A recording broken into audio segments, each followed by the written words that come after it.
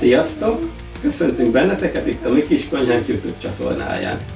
Ugye láthatjátok, hogy milyen ügyes segítségem lesz a mai videónkban, amelyben egy májgombóc, vagyis májgaluska levest fogunk csinálni. Ugye májgombóc, májgaluska, nincsen benne semmi különbség az elkészítésében, csak hát ugye, hogy kigombócózzuk-e, vagy pedig kiskanállal, esetleg nokedű szaggatóval kiszaggatjuk. Ennyi a különbség. Felteltitek a kérdést, hogy miért csinálunk most májgombócleves, például mikor bemegyünk a boltba, aztán le lehet szedni a boltok polcairól, és akkor forró vízbe megfőzni egy pár perc alatt, vagy pedig ugyanúgy lehet kapni májgombócleves betétet fagyasztva. Hát ugye mi jobban szeretjük azokat, amiket mi készítünk el saját magunknak. Nem mondom azt, hogy mi se szoktunk enni ilyen gyors leves néha-néha, de azért ha van időnk, főleg hétvégén, akkor csinálunk egy nagyon tartalmas és ebédet vagy vacsorát levesből, főételből, meg mi egymás. Na, ebbe a videóba, ebbe is több részletben fogunk dolgozni. Első lépésben ugye a májgombócnak a masszáját állítjuk össze.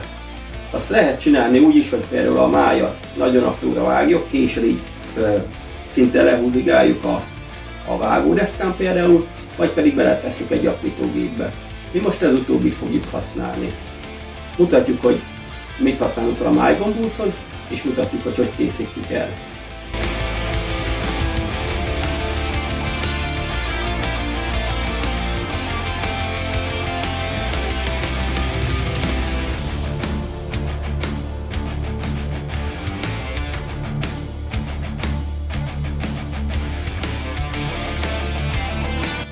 Miután megismertük a hozzávalókat, el is kezdhetjük összeállítani a májgombócot. Ugye ennek is sokféle elkészítési módja van. Például itt van a hagyma. Mi ebben most nem teszünk vörös hagymát, mivel magában a levesben lesz vörös hagyma majd ott az alapban. Aki tesz bele vörös hagymát, vagy úgy szokta beletenni, hogy apróra felkockázza és úgy keveri a masszához, vagy pedig egy kicsit megdíszteli egy kis olajon serpenyőbe. Aztán el lehet készíteni akár száraz zsemlével, vagy száraz tenyérrel, kicsit vízbe áztatva, kinyomkodva, mint például mikor egy fasítot készítenek. Viszont mi nem fogunk zsemlét használni, vagy tenyeret, mi most víz fogunk használni és zsemlemorzsát. Van, aki például lisztet szokott használni. Tehát azért mondom, ennek is van számtalan elkészítési módja. Első lépésben ugye akkor a májat belehelyezzük ebbe az aprítógépbe, és ledaráljuk. Igaz, nem lesz a legszebb látvány, de utána összekeverjük a további hozzávalókkal, és akkor egy nagyon finom ízű masszát kapunk. Ugye a májat aprítógéppel le fogjuk darálni, és akkor kiöntjük, és a többi hozzávalót már egy tálba keverjük össze. Mivel nem olyan nagy ez az aprító, meg én jobb szeretem úgy csinálni. Na de akkor mutatjuk is, hogy készítjük.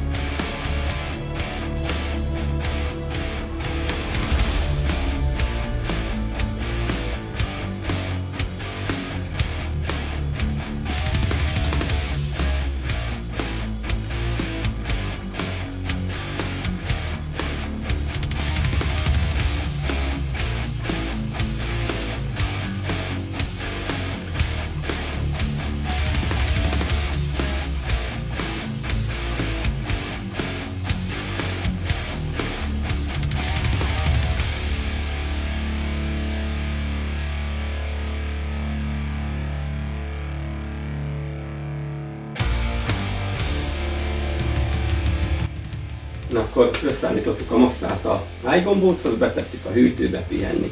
Nyugodtan bent lehet addig, még a leveshez előkészülünk, illetve feltesszük azt szőni. Ugye egyedül maradtam, a kis után azt mondta, elfáradt, elment valamerre csavarodni.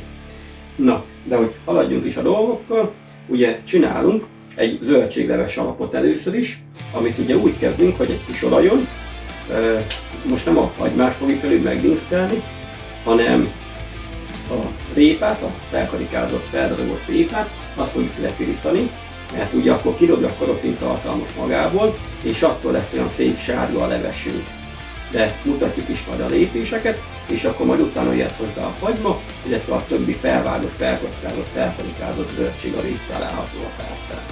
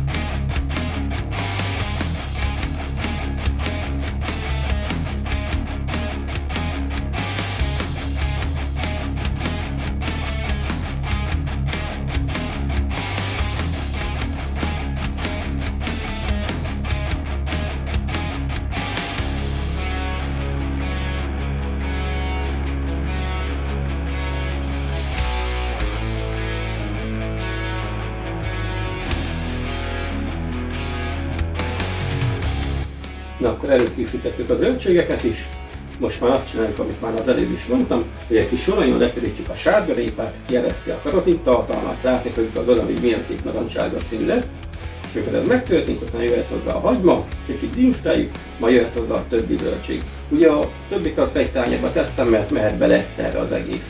Beízesítjük, összekavarjuk, felöntjük vízzel, és hagyjuk, hogy főjenek meg a zöldségek. Ha már majdnem megfőttek, akkor meg beleszaggatjuk a galuskát.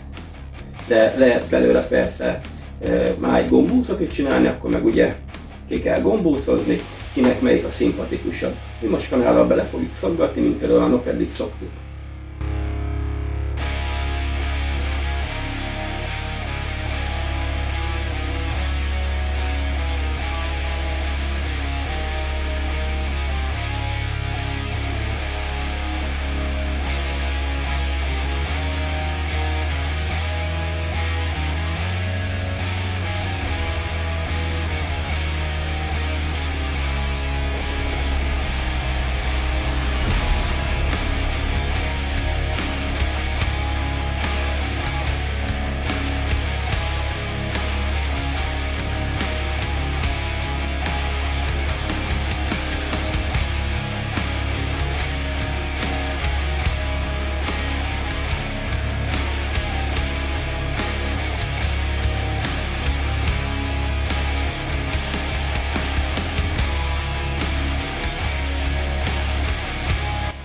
Ahogy láthattátok, lepirítottuk a zöldségeket, és felöntöttük kellő mennyiségű vízzel. Ugye nálunk a leves olyan 4-5 liter minimum, de kell is ennyi, mert ugye fél kiló májjal dolgoztunk.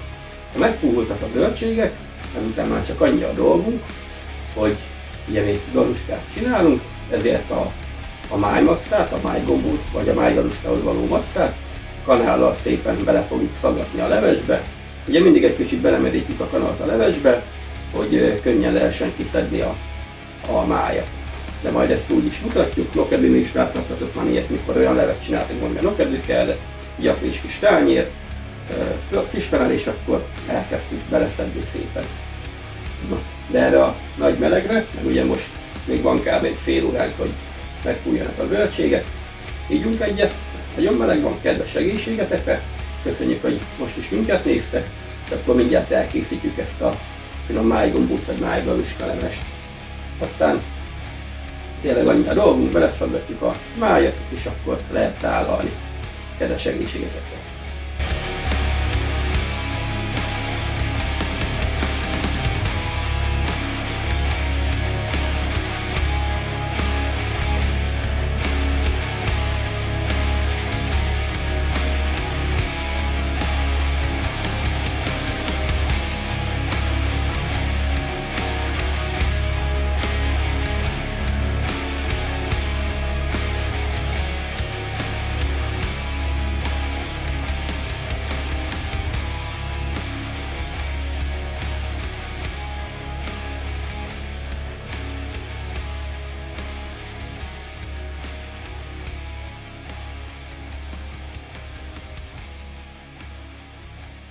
Elkészült ez a finom májbabuska leves, mindenkinek jó étvágyat kívánunk hozzá.